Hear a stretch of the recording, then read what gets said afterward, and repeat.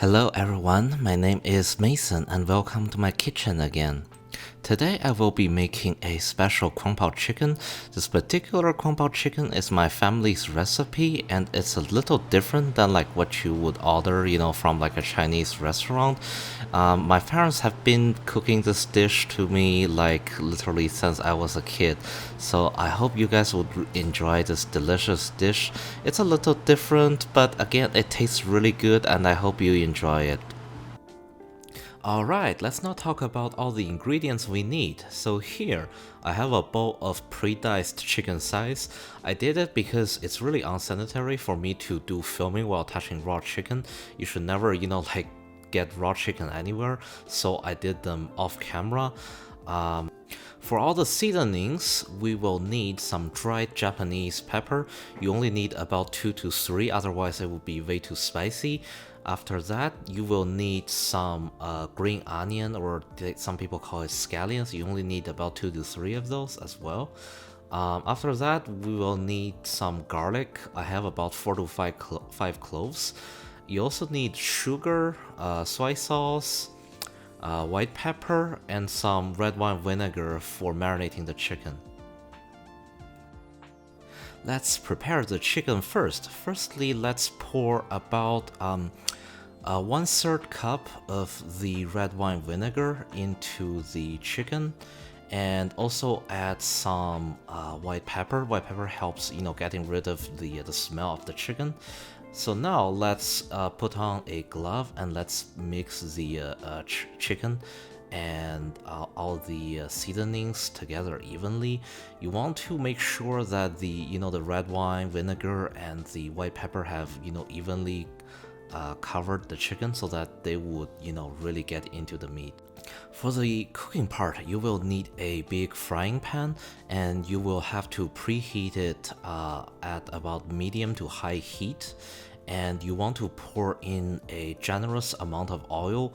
So this dish actually requires quite a lot, so make sure you add about like 2/3 or like 1 cup of oil. It really depends on the amount you're making. After a couple minutes, the oil should be hot enough, and we can add in the dried Japanese pepper. Let's just crumble it in our hands and let's just spread it in the oil. After that, we can add the diced green onion, and after that we can add the garlic. We want to add all these ingredients like roughly around the same time so that the oil would slowly fry them and their flavor would get infused with the oil. Now, to make sure that we won't burn these ingredients, let's just flip them, turn them a little bit so that one side won't get burned and would they would like evenly fry in the oil.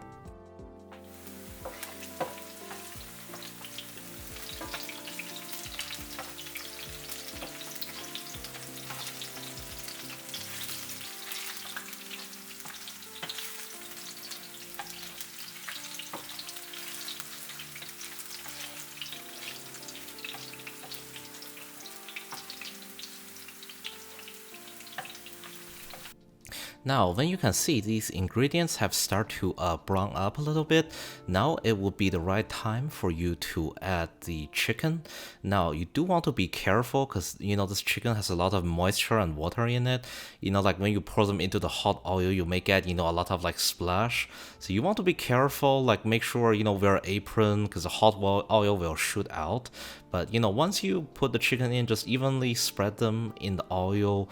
Make sure that all the sides are evenly fried, and we can move on to the next step.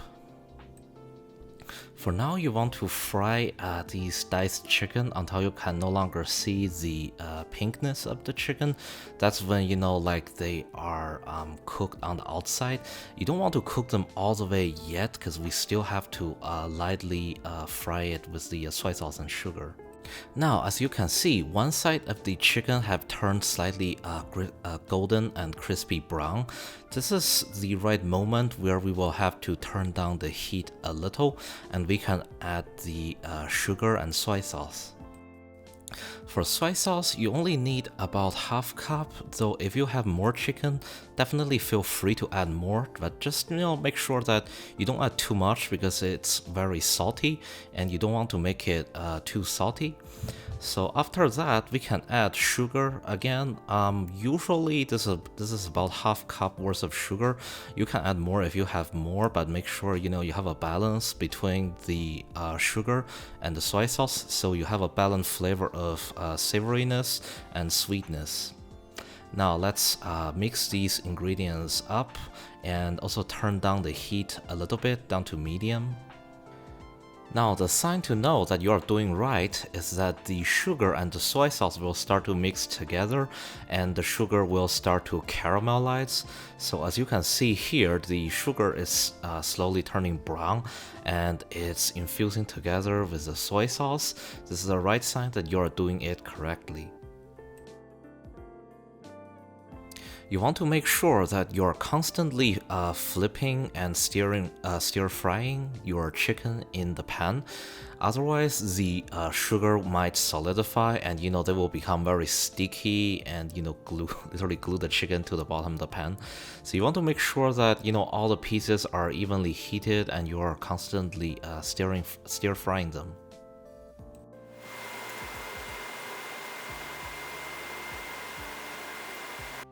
Alright, so the Kung Pao chicken is basically done, and as you can see, the sugar have beautifully caramelized on these bits of chicken, and the chicken now has this kind of glossy coating to it.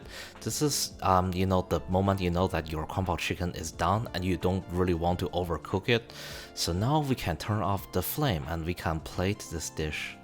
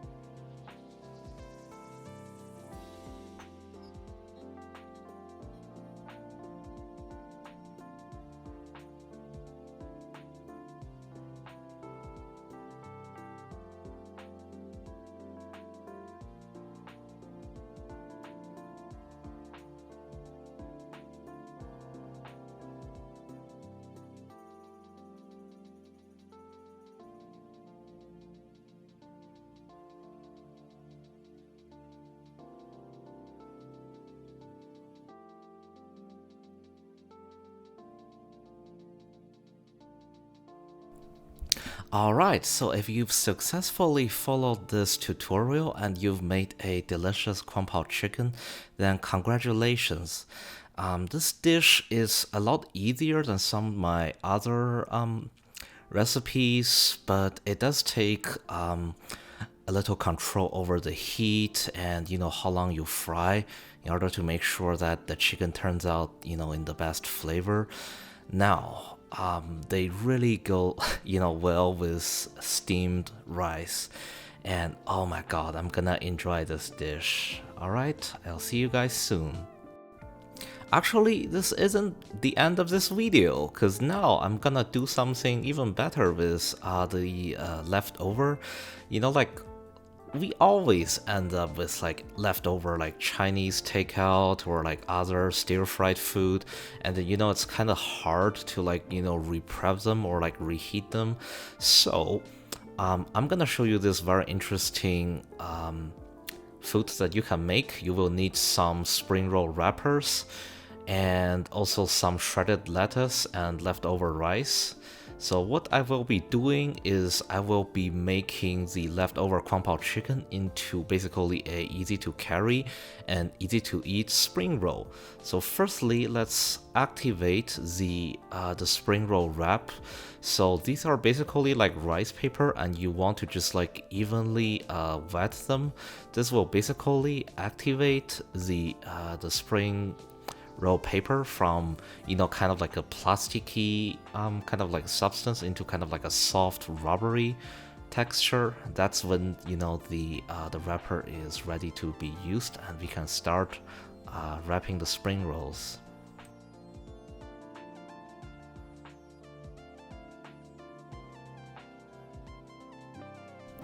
Now, since we've activated the spring roll wrapper, we can now lay in our ingredients. So firstly, let's put a couple spoons of rice on the center of the spring roll wrapper.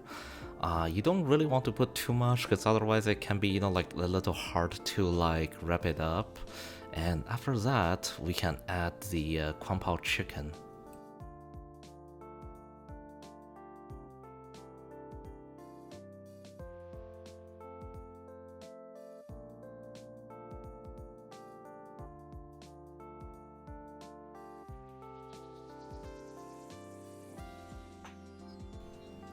And for the final step, let's just add some shredded lettuce on top, just to add a little fiber, add some vegetables to the spring roll to get the crispy crunchiness to it.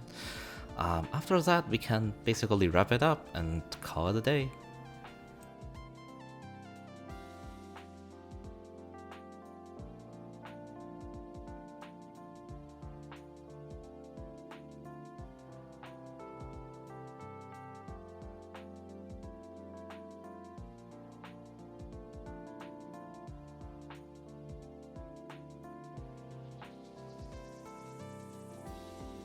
Alright, so this is how you can, make the leftover Kung Pao chicken or other leftover Chinese food into a delicious, easy to eat and easy to carry spring roll. This is really helpful, like when you have to go to school or go to work, and you can just, carry a couple of these in your bags or your carry-longs, and you can just, like eat one very quickly during the break or, I hope this video have been very helpful and inspirational for your personal culinary journey. And I have to really give a strong shout out to KBVR TV for supporting me to make these videos. I really appreciate your view, and please like and subscribe.